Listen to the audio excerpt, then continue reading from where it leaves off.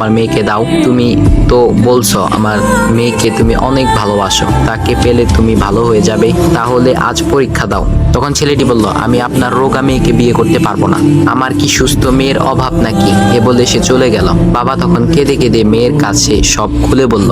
মেয়েটি বলল, বাবা তুমি কেঁদো না, একটা পথ এখনো আছে, আমাদের সামনে মোড়ে বড় একটা দোকান আছে না, তুমি সেখানে যাও, সেখানে যে তাইয়ুব নামের একটা ছেলে আছে, তাকে নিয়ে আসো, আমার কথা বলো।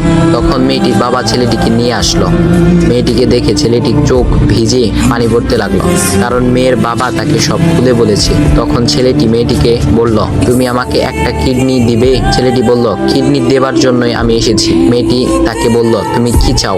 ছেলেটি বলল, তুমি সুস্থ হয়ে আমার দোকানের সামনে দিয়ে যাবে, আর দূর থেকে আমি তাকিয়ে দেখব, এই অনুমতিটুকু চাই।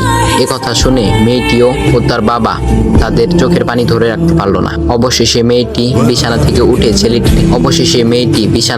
উঠে ছেলেটির দুপা জড়িয়ে ধরে বলল, এই জীবনে তোমার থেকে আমাকে মৃত্যু ছাড়া আর কেউ আলাদা করতে পারবে না। তারপর মেয়েটি বলল, আমার কোনো কিডনি নষ্ট হয়নি, এসব ছিল আমার সাজানো নাটক, আমি যা ভেবেছিলাম তাই হয়েছে, তোমাকে দেখে বুঝেছিলাম তুমি আমার একমাত্র যোগ্য।